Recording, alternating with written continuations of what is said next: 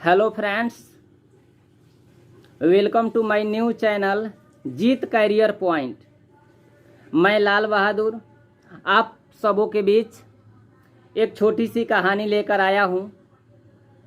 अगर यह कहानी आपको पसंद आए तो शुरू से अंत तक बने रहिए और इस वीडियो को देखने के बाद इसे लाइक और कमेंट और सब्सक्राइब ज़रूर करें।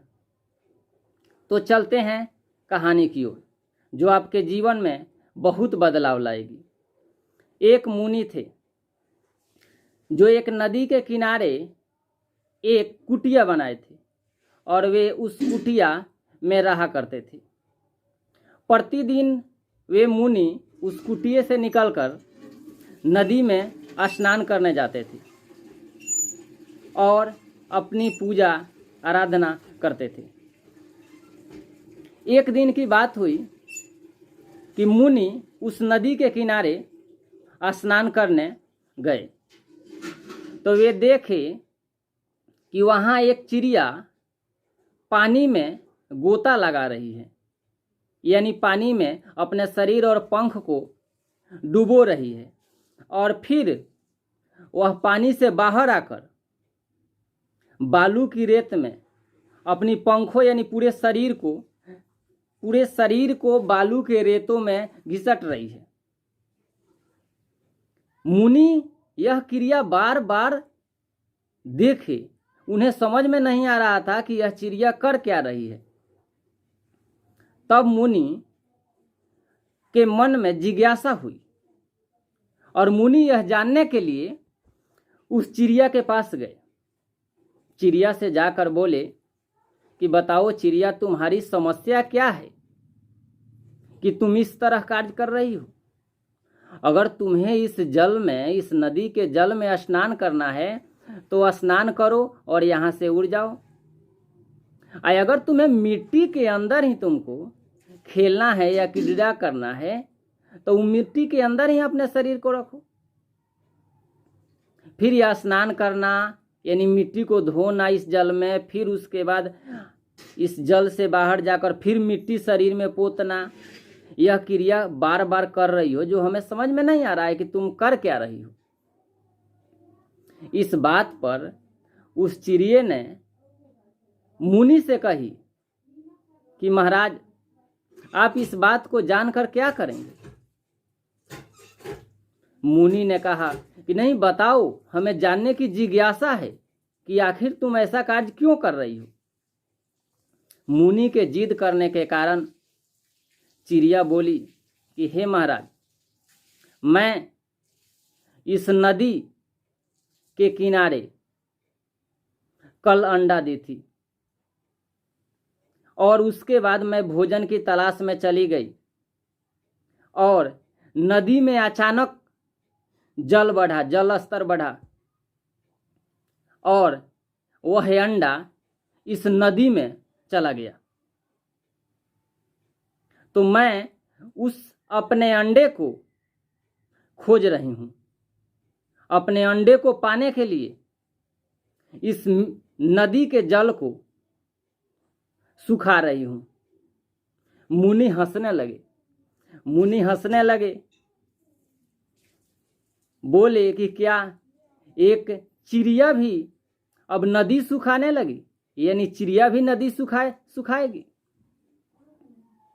इस बात से चिड़िया क्रोधित हुई और बोली कि महाराज, मैंने इसी कारण आपको ये बातें नहीं बता रही थी, क्योंकि मैं जानती हूं कि दुनिया किसी के दुखों में सहयोग नहीं, साथ नहीं, उसका मजाक उड़ाती है। इसीलिए महाराज, मैं अपने इस बातों को आपको नहीं बता रही थी। महाराज बोले कि चिड़िया, क्रोधित न हो।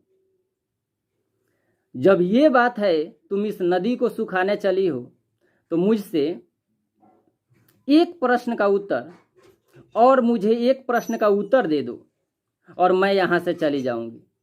चिड़िया बोली नहीं महाराज, नहीं, आप फिर हंसेंगे मुझ पर। मुनि रिक्वेस्ट किए उस चिड़िया से कि हमें एक बार इस प्रश्न का उत्तर दे दो, मैं यहाँ से चला जाऊंगा। तो चिड़िया जो थी वो तैयार हो गई, बोली कि ठीक है, पूछिए। ऐसे भी आप मेरे काम में बाधा ही डाल रहे हैं, अब तक मैं कितना पानी सुखा दी होती। तो महाराज यानी मुनि ने उस चिड़िया से कहा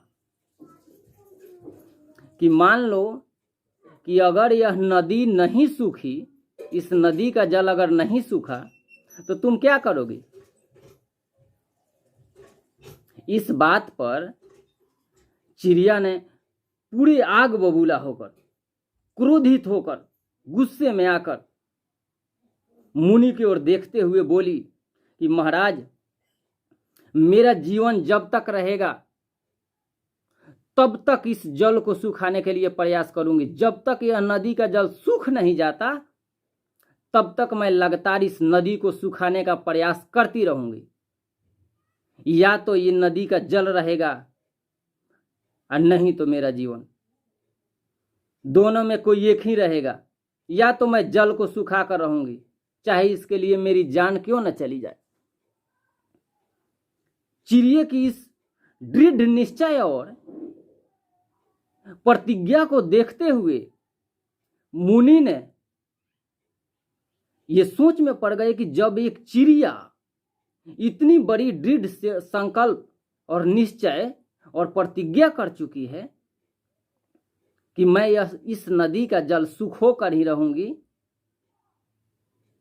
तो हमें इस चिड़िया की मदद करनी चाहिए। और मुनि ने उस चिड़िया से कहा कि चिड़िया, अगर ऐसी बात है तो मैं तुम्हारा सहयोग करूंगा, लेकिन एक शर्त है, जब तक तुम इस नदी के जल को सुखाने के लिए कार्यरत रहोगी तब तक मैं प्रतिज्ञा करता हूं कि तुम्हारे साथ इस जल को सुखाने के लिए मैं लगातार तुम्हारे साथ सहयोग करूंगा। यह बात सुनते ही चिड़िया के मन में उत्साह हुआ कि चलिए, हमें कोई सहयोग करने वाला मिल गया। और उस मुनि के पास एक लोटिया थी, यानी लोटा, जिसमें मुनि ने उस नदी के जल को भरकर और नदी से बाहर फेंकने का कार्य करने लगे। यह क्रिया उन्होंने लगातार करने लगे। उस चिड़िया वो पानी में गोते लगाती थी और फिर पानी से आकर वह बालू के रेत में अपने पंखों को रगड़ती थी, यानी वहां अपने जो जल वह नदी से लाती थी पंख में, उस जल को इस बालू के अंतर्गत रख देती थी और फिर जाकर पंख सूख जाता था, फिर जाकर वह पानी की बूंदे लाती थी और मुनि अपनी लुटिया से जल को बाहर फेंकने लगे। यह क्रिया लगातार 3-4 दिनों तक चलते रहा।